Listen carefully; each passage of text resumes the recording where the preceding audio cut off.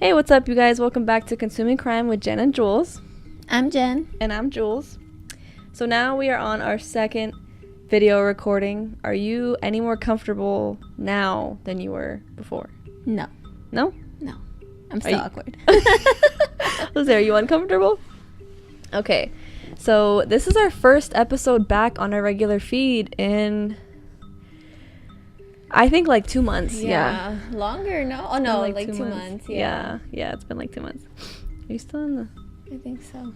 Oh, okay. Yeah, 2 months. So we're back, guys, again. I hope you didn't miss us too much. Our reasoning for being away for so long is, Jen's been tired. Yeah, I'm pregnant, guys. 8 months pregnant. So we got a month to go and I can have a mimosa. A mimosa. You can have mimosas right now, which is just orange juice. It's disgusting. Orange juice. I saw you on Snapchat. You made freshly squeezed orange juice. Yeah. I really wanted to pour champagne up in there, but... She's that mom, guys. She has avocado toast and freshly squeezed orange juice in the morning. I was like, this bitch. I had time. Yeah. I'm cute when I have time. Usually I'm not cute. But announcement, guys. We are now on Patreon. You can get extra episodes at the $5 level. And just so you guys know, from here on out, we're only going to be posting on our regular feed alternating weeks. And then in between those weeks, we'll be only on the Patreon. Again, you can get those extra episodes at just $5. We go in tiers. $7 gets you those bonus episodes plus the regular episodes without ads. And then the $12 gets you those two benefits plus a video of us telling actually stories. Like recording. Yeah, so you get to see our faces. Yes, you can see. So if that's something you're interested in, yeah, $12 and you can hang out with us. and this week we actually tried a little bit. By try I mean I put my hair down. Yeah, my hair was kind of, it was in a chongo, like, no.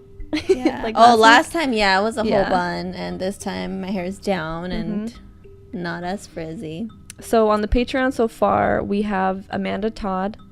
We have High School Sweethearts Gone. I actually moved those two over. So you might have already heard those, but now those are Patreon exclusive, as well as part 1 of the Aaron Hernandez case, which we're still working on. It's a crazy case. I get mad at it.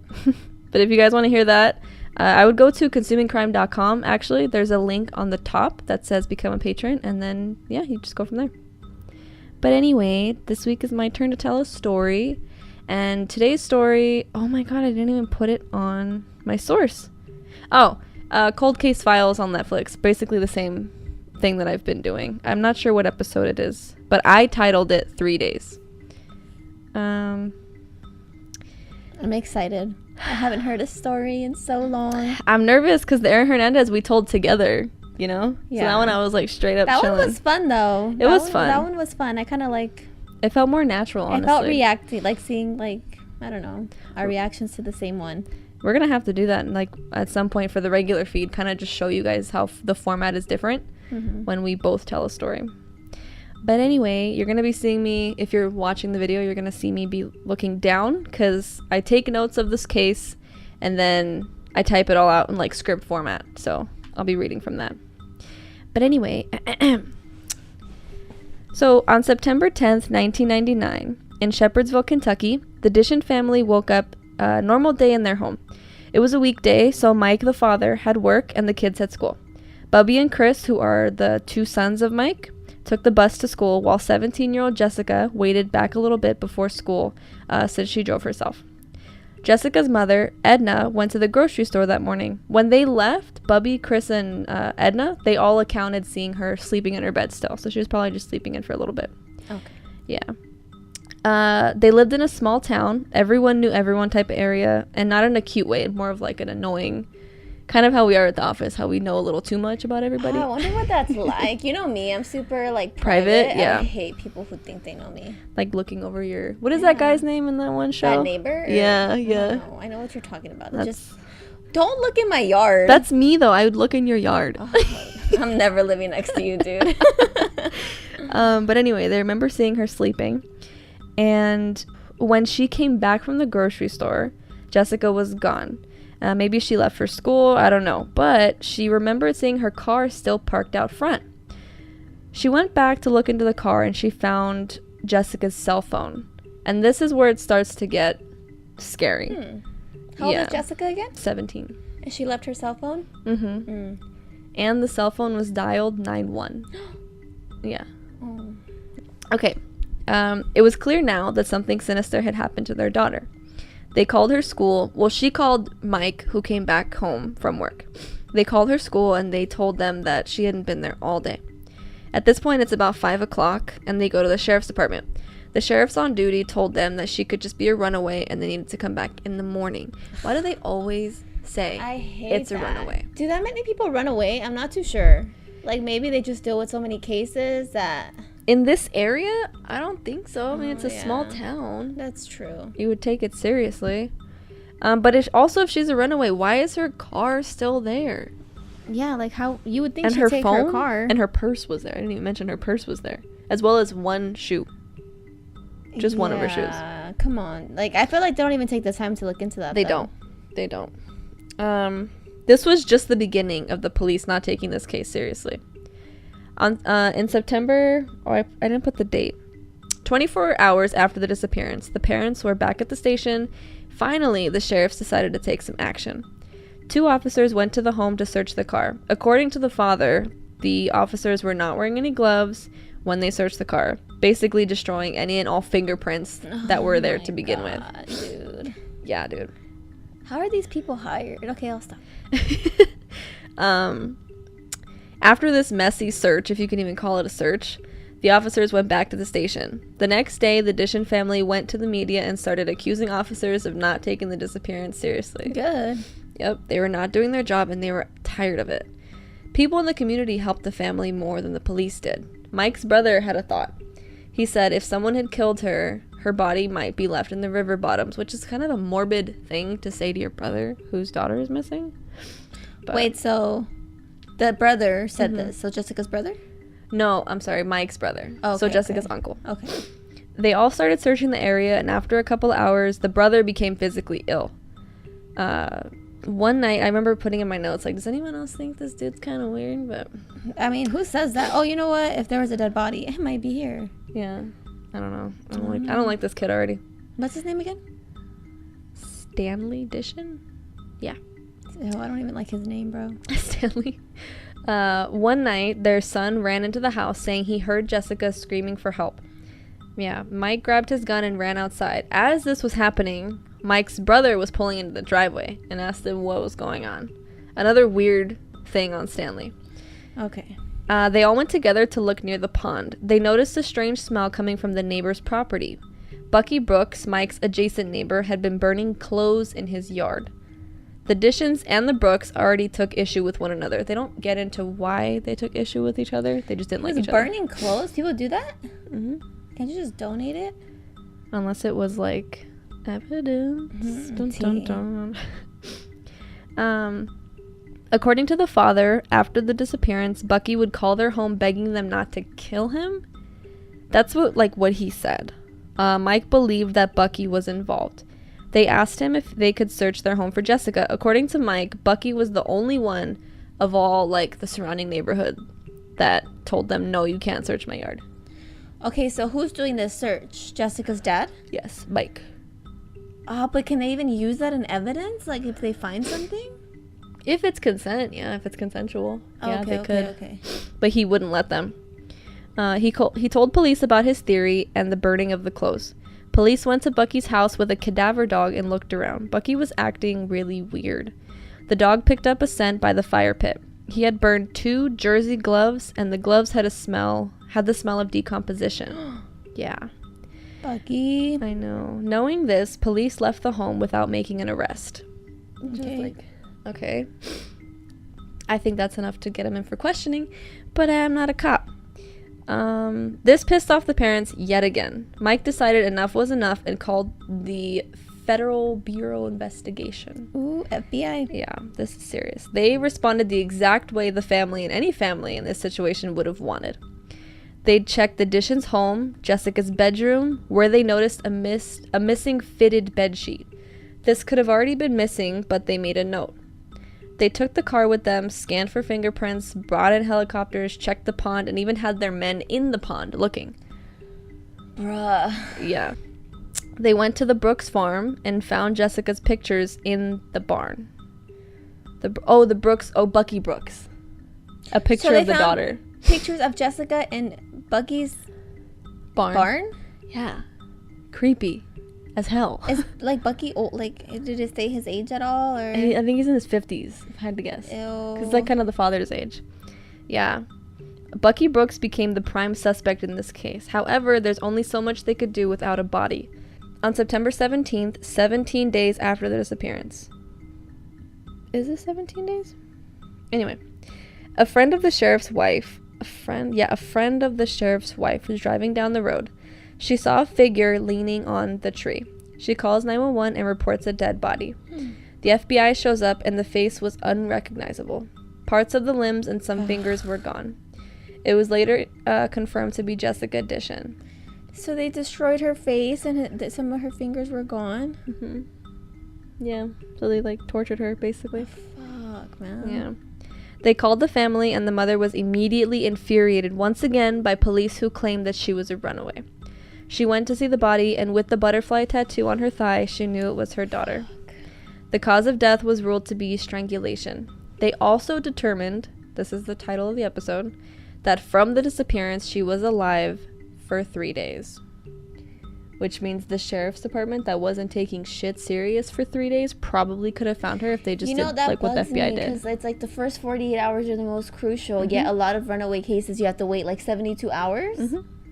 That makes no freaking sense. Depends on the state. I'm not sure California, but okay. This is Kentucky, but I don't know. Freaking Kentucky, y'all need to work on your laws. Yeah, dude. Why do we always end up saying that? Kentucky. Because it's true. Yeah. And then I typed it up here too. The person who did this to her tortured her, left her without food or water for 3 days, and then strangled her to death. Sheriffs had 3 whole days to find her, but instead, the most that they did was ruin potential evidence. From the sheriff's point of view, they knew Jessica. They watched her grow up. This is on account of one of the sheriffs that was on the case. You know, he's being interviewed, and he's like, "Oh, you know, we knew her since she was a little girl," which like pissed me off. I'm like, dude, shut up. It just made it worse. Yes. I'm like, dude, if you cared that much about her and knew her that well, like, yeah, dude, move more quickly. But I wasn't down for his little pity party. According to them, they only had 2 detectives at the time, and the department was small. But it's like, if you have 2 detectives, what are they doing if they're not looking into a possible murder or disappearance? What more important do you have to do in a small neighborhood that's more important than disappearance? Yeah. I mean, I don't know. I don't know how that works. Bucky told police that he saw Jessica running down the road the morning she went missing. At a follow-up interview, Bucky told police he hadn't seen her at all that day because he was busy having sex with his wife. Why? Like, why mention that? By the way, his wife denies having sex with him. I don't know if she meant just that day or like she just doesn't have sex with him. First of all, how do you remember? Like, I don't remember having sex. Like, I don't know. That's just a weird thing to remember, isn't it? When you have sex? If you're a dude, I don't know how dudes think. If you're his wife, like, how are you really going to remember if you did or not have sex with him on a certain date? Especially if it was a day that was not of importance to you. Like, maybe text messages? They text each other. Great. Babe, you coming? I'm waiting. I'll be up in 5. Oh my god. Like, you get what, like, whatever. That's terrible. Anyway. Okay, so here's when the polygraphs come in. Guys, please keep in mind that these are not admissible in court. That's just something that prosecuting attorneys use as a tool to figure out what they want to use and not use in court. Bucky fails the polygraph. Fast forward to Bucky standing in front of the jury. He's facing murder with the death penalty as punishment. They ask him, "What would you say if we told you we found the fingerprints on her body?" Really quick, you guys, I interrupt this program to introduce you to today's sponsor.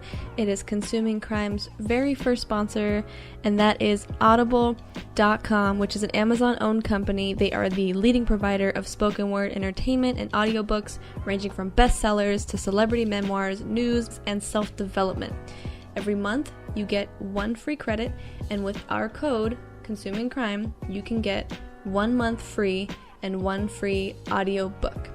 I actually use Audible myself, I don't really have time to sit down and read a book. I'm constantly moving around and, doing school, work, the podcast, things like that. Right now, I am currently reading a book written by Don Miguel Ruiz Jr. I love a lot of his works, and the one I'm reading right now is called The Mastery of Self.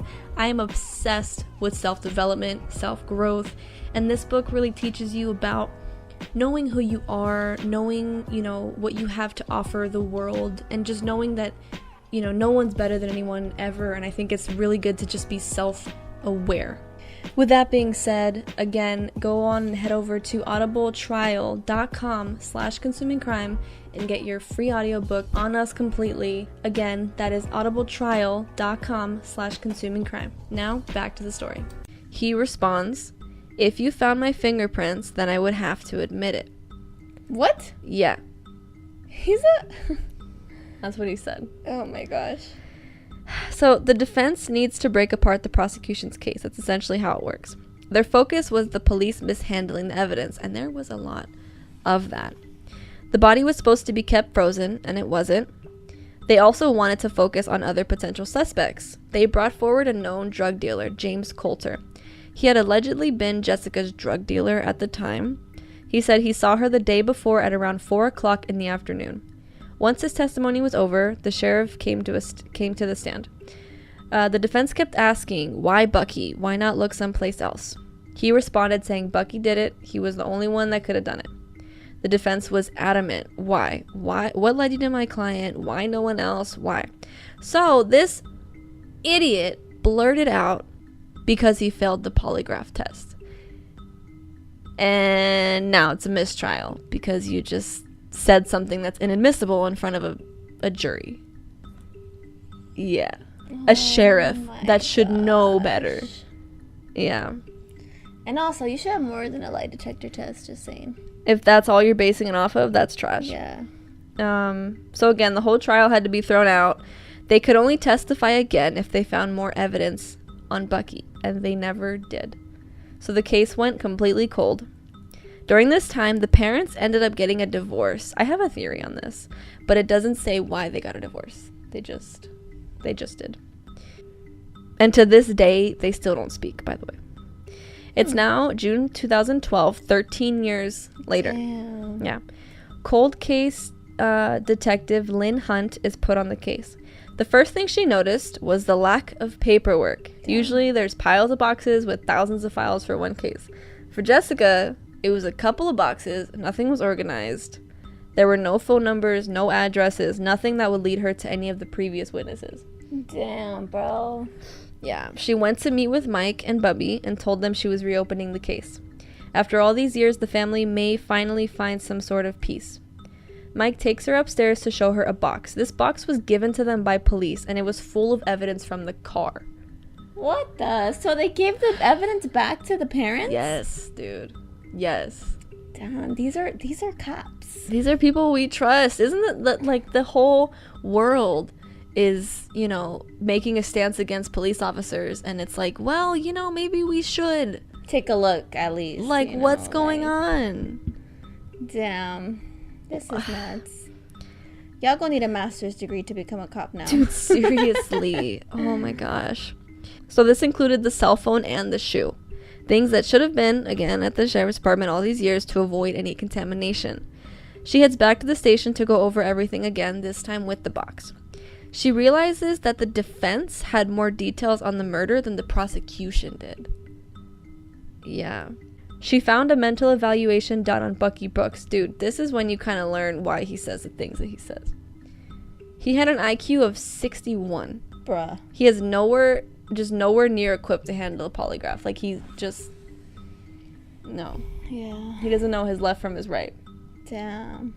Let me look up what he looks like. Okay, just look at the picture. That's what he looks like. Oh. Yeah, I'll put the picture up here for you guys. Well, I'll put it in the video.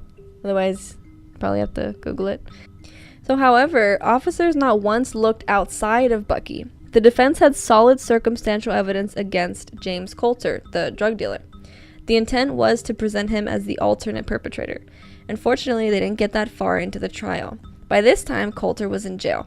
She went to ask him a couple questions. He said he was in a hotel with a woman the morning of Jessica's disappearance. He did not check out until the next day in the afternoon. The maintenance guy was the only one that saw him leave. Detective Hunt went to the hotel, and unfortunately they had no records that went that far back. On her way out, she saw the maintenance guy. She approaches him, and he was the same man. He'd been working there all this time. Damn, that's crazy. Dude, 13 years, probably longer, actually. He claims that he does remember the pair checking out the afternoon the next day. But is that enough of an alibi? Bro, how do you remember? How do you remember There's that? so many people. Yeah. So many people, like... Yeah. I mean, I don't know. But, I guess that verified the alibi, so I guess we're dropping it. On September 30th, 2013, she received a phone call from another detective. A Kentucky State Prison informant came forward saying there was an inmate that he bunked with. Him and that inmate were both charged with sexual relations with children. His bunkmate admitted to the murder of Jessica Dishon.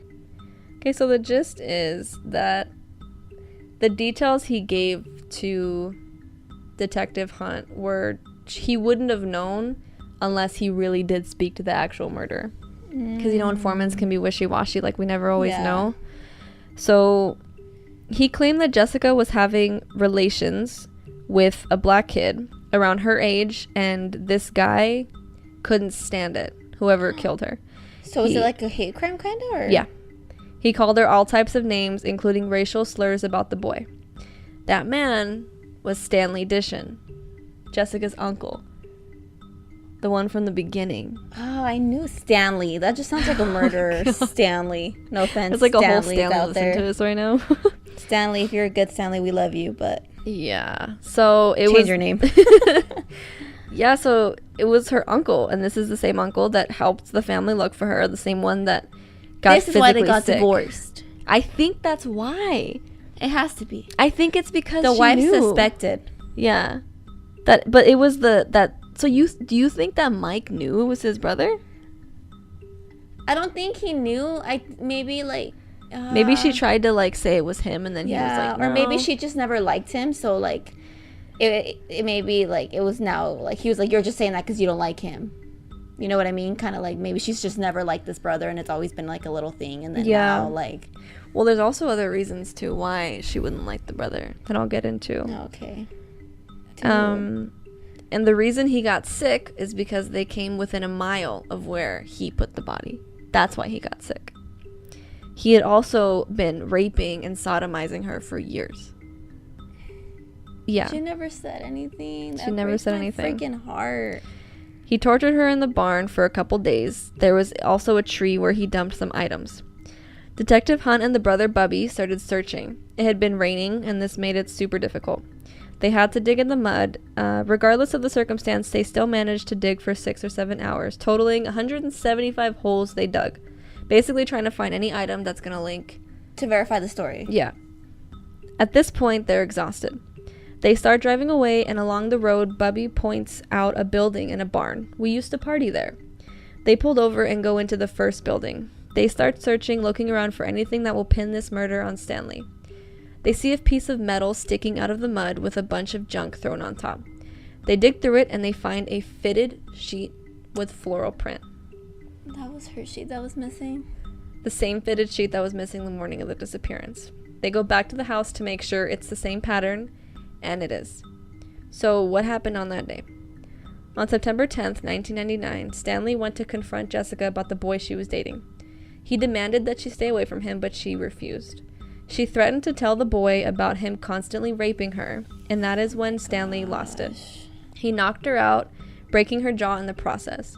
This is when he took her, kept her in the barn for 3 days, tortured her, and ended her life with his bare hands.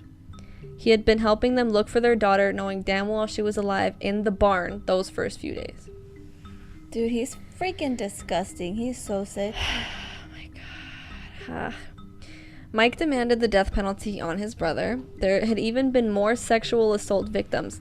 Family members. Other family members. Well, I'm sure that situation probably led all the others to speak up. Yeah. Once they finally found out that he was going to be in jail, one girl stood up and said he had been raping her since she was 6. There were at least 2 others like her. Oh my gosh. So he was charged with 4 counts of rape and 1 count of manslaughter for Jessica. Manslaughter? Yeah. What is that again? Isn't that like self... That's not... I forgot what... Isn't it like when you didn't intend to kill somebody, or it was kind of like an accident, or... Manslaughter, the crime of killing another human being without malice aforethought. So like, yeah, so like 2nd degree. Like nothing... Yeah, like you didn't do it, like... Like you didn't mean to. Yes. Bro. 20 years. Manslaughter. That's fucking disrespectful. He's literally getting out of prison. Like, I think I found his... If you look him up, he's in the database. Hold on. I'll show you what this guy looks like. Ugh. God. Stanley Dishon. That's this dude. He's like, I didn't do it. That's him? Yeah. Ew. Oh, Is that Jessica? Gross. Yeah. So that's Jessica. Oh, she's so pretty. That's her mom. That's Mike. I don't know which one's Bubby and which one's Chris, but that's Jessica. Mike said at the end of the interview, Stanley will be 70 years old when he gets out, and I'll be waiting for him. Fuck yeah. Me too. That was the end of the documentary, but I wanted to save the worst part for last. The worst part to me is the next detail that Detective Hunt found in the 7th box in the sheriff's department. There was a statement from another prison informant from 2002. I am an inmate. Stanley Dishon was my cellmate, and he admitted it. In 2002. And that was fucking ignored? That was ignored. Bro. Dude, they held on to that for 10 years. For 10 years. What the fuck are they doing? Dog. It makes me want to be a cop. And or just, a detective or an investigator. What? I mean, I don't know how big their workloads are. I don't know. But to ignore an actual, like... Yeah, like, look into it. Like, even if it sounds dumb. Pretend like it's your daughter. Pretend like it's somebody else. Like, pretend it's, like, a family member. Then you'll do it, right? Then people will do it. If it's their personal, like, you know... And you can't, like, receive a phone call as an officer of someone saying, oh, there's a drug dealer named this person, and roll your eyes like, oh, it's just another prank call. You can't do that. Yeah. You have to take every call serious. You have to. That's your job. It's your job, yeah. No matter how silly it sounds. Even if it is a workload. Honestly, though, like... I'm super annoyed. That's why they got divorced. So do you think that he knew that his brother was doing that? No. Or you think she just suspected and he didn't? I think she suspected. Or maybe she just, like I said, maybe she never liked the brother, and then he started acting weird. Oh yeah, if something, you know, like maybe her body's over here. It's like, why are you saying body? Like, maybe she's alive, bro. Yeah, dude. He was weird from the get-go. He's creepy looking. Yeah, dude. I would accuse him just by the way he looks. That's so mean and judgmental, but he fits the part. He's so... I think this is what he looked like when he went in, too. Hold on. You see him? Yeah. Dude, oh my god. And then to be doing that to so many other family members. At like, 6 it just years breaks old? my heart. Yeah. Dude. I'm glad they came forward, you know. Imagine being in a courtroom. courtroom. I'm glad that, I mean, obviously, like, it's sad that Jessica got taken away so early. But it brought light to, like, the other things he was doing, you know. Maybe they wouldn't have confessed because, you know, they're afraid of people aren't going to believe them. But imagine being in the courtroom with somebody that did that to your daughter. How do people stay calm in situations like that? I don't know, but I wouldn't be able to do it. Fuck that. Fuck that guy. But anyway, that was today's story. I hope you guys enjoyed. It's so hard from being pissed to like. I know. Okay. Make sure you guys give us 5 stars wherever you're listening. We're on all platforms now. I don't think we have to say everyone, because I heard another podcast say we're on all platforms, and I think that kind of gives it away. Yeah, pretty much. I mean, all the common ones. I'm gonna say it anyway because I'm proud. Spotify, Apple Podcasts, Pandora, and YouTube, and now Patreon. So check us out, guys. Please check us out. Support us if you can. Support us. Like us on times are tough, but hey, maybe we could help you get through them. 2020. Oh my goodness gracious. I know 2020 is tough. Maybe we can release a Patreon episode about how we've been doing this whole year. Maybe I can share some news, you know, some of my news. I know. True. I got some tea, guys. Some tea. But maybe we'll have some tea to tell the tea. Actually, it's too hot in California. Oh, yeah, that's true. Just turn the AC I know. on high, dude. Make it cold in here. Yeah. But anyway, I think that's it. And then we'll see you guys. So today's the 24th. This will be posted by the 25th tomorrow. And then you guys won't hear us on our regular feed until 2 Thursdays from now. Yeah. If you want to hear us next week for Aaron Hernandez Part 2, go to the Patreon. Link is in... Where's the link at?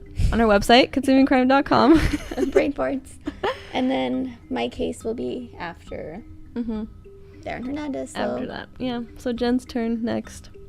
All right, guys. Peace out. Yeah, oh, toodles. Thanks for consuming crime with us. Oh my god. We forgot. We're rusty. It's been a while. Thanks All right, for consuming bye, guys. crime with us. Toodles.